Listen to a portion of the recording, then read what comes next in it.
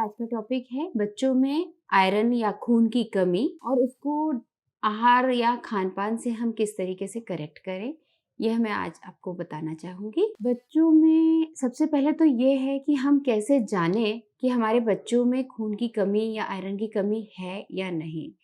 तो इसका मेन तो आप डॉक्टर की सलाह से ही मतलब अगर आपको लगता है कि आपके बच्चे में खून की या किसी चीज़ की कमी है, तो किसी आपको चिकित्सक से सलाह लेकर ही किसी दवाई के ऊपर जाना चाहिए। अन्यथा अपनी मर्ज़ी से कभी भी ऐसा नहीं करना चाहिए कि बच्चा है तो उसे कैल्शियम की कमी ना हो, वो दूध नहीं पीता, तो उसे हमने कैल्शियम की दवाई देनी शुरू कर दी। या हमें ऐसा फ़ील हो रहा है कि वो उसको आयरन की कमी है या वो प्रॉपर हरी सब्जियाँ नहीं खा रहा है, तो हम उसे आयरन की दवाइयाँ देना शुरू कर दें। किसी भी प्रकार की दवाई देने से पहले आपको किसी चिकित्सक की सलाह लेना ज़रूरी है। आप कैसे जज करेंगे घर में कि आपके बच्चों को कोई आयरन की डिफ़िशियंसी है या नहीं? उसके लिए सबसे पहले तो आपका सबसे मेन कैरेक्टर है, बच्चे का एकदम स्किन का व्हाइट दिखना। कई लोग कहते हैं हमारा बच्चा अचानक से गोरा हो गया या इसका रंग निखर रहा है। ये वो रंग पिगमेंटेशन कम होने के कारण होता है क्योंकि खून की कमी से हमारी जो स्किन की व्हाइटनिंग शुरू हो जाती है, वो स्किन में बच्चा गोरा नहीं हो रहा होता है, बल्कि वो सफ़ेद हो रहा होता है क्योंकि उसके शरीर में खून की कमी है। बच्चा जब गोरा हो रहा होता है तो उसका पिंकिश व्हाइट कलर आता है, ना कि एकदम सफ़ेद कलर आता है। दूसरा होता है बच्चा जब काम करता है, अपनी डेली रूटीन में काम करता है, तो बच्चा थक बहुत जाता है, उसे बहुत ज़्यादा थकान होने लगती है। तो वो थकान की वजह से अक्सर शिकायत करता है कि मम्मी मैं थक गया हूँ तो मैं ऊपर नहीं चढ़ूँगा, जीने नहीं चढ़ूँगा या मैं ये काम नहीं करूँगा। या इनफैक्ट कई बच्चे इतनी ज़्यादा थकान से ग्रसित होते हैं कि वो खेलने में भी उनका मन नहीं करता है, वो बैठ जाते हैं या बैठ के खेलना पसंद करते हैं, जबकि बच्चों को फिज़िकल एक्टिविटी में वो इन्वॉल्व नहीं होते हैं। तो ये उसका दूसरा लक्षण है कि वो थकान बहुत फ़ील करता है। तीसरा उसे पैरों में दर्द बहुत होता है, रात में उसे बहुत थकान होती है और वो हाँफता ज़्यादा है। वो थोड़ा एक चक्कर दौड़ के आएगा तो बहुत ज़्यादा हाँफेगा। क्योंकि हाँफने का रीज़न ये होता है कि जो ब्लड में हीमोग्लोबिन की कमी होती है, आयरन की कमी से हीमोग्लोबिन कम होता है। हीमोग्लोबिन की कमी से क्या होता है, हीमोग्लोबिन हमारी बॉडी में ऑक्सीजन का सप्लाई करता है और फिर उसके बाद हमारी ब्रीथिंग से ऑक्सीजन लेके और पूरे ऑर्गन तक ऑक्सीजन का सप्लाई करता है।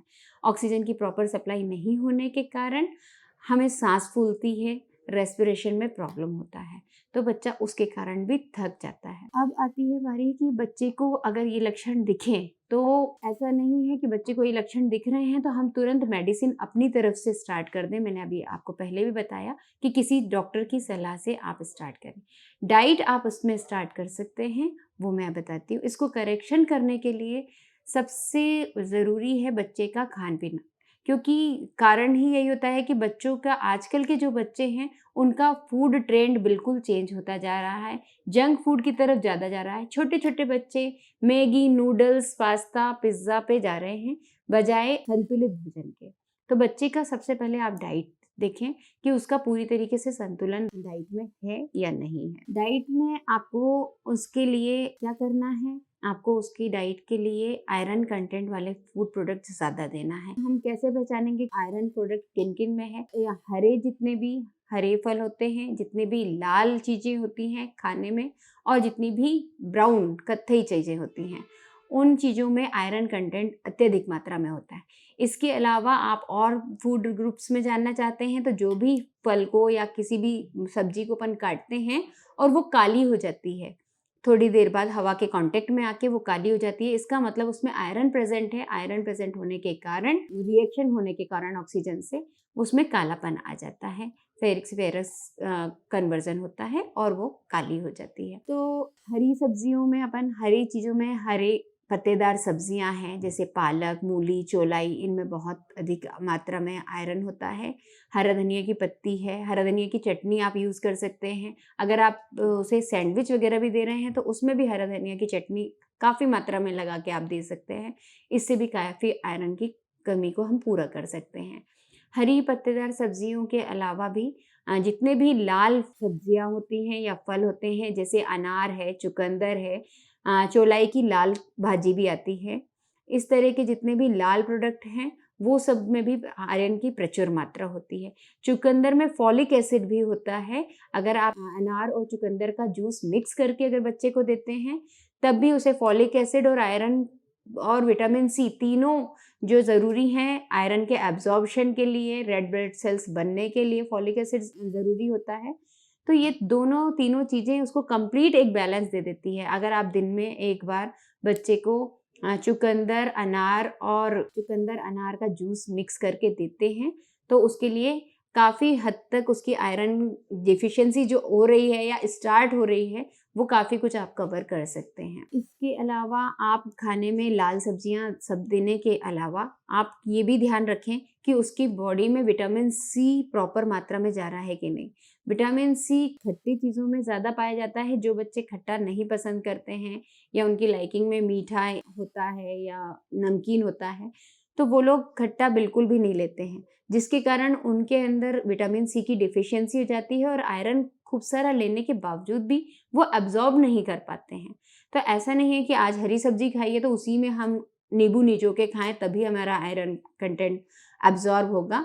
दिन भर में आप आयरन की एक पर्याप्त मात्रा ले रहे हैं, तो दिन भर में कभी भी आप विटामिन सी लेंगे तो उससे आपका आयरन पूरी तरीके से एब्जॉर्ब हो जाएगा। जैसे विटामिन सी के लिए आप संतरा, मौसम्बी, नींबू का रस है, नींबू का आप मीठा अचार बना के बच्चों को दे सकते हैं। वो आराम से, जिनको खट्टा पसंद नहीं है वो आराम से लेंगे। इसके अलावा टमाटर में प्रचुर मात्रा में विटामिन सी होता है उसमें, तो उसको आप उसको भूंज के उसका भूरता जैसा बना के टमाटर को सेक के उसमें थोड़ा सा शक्कर और थोड़ा सा नमक, थोड़ा सा गुड़ ये डाल के आप बना के उसको दे सकते हैं।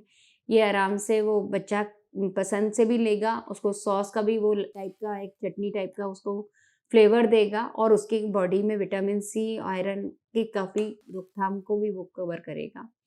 इसके अलावा हम ब्राउन में जैसे गुड़ है, आलू को भी आप काट के रखिए तो उसमें आयरन के कारण वो काला पड़ जाता है। शलगम है, शलगम भी बॉडी में जाके आयरन काफ़ी मात्रा में देता है।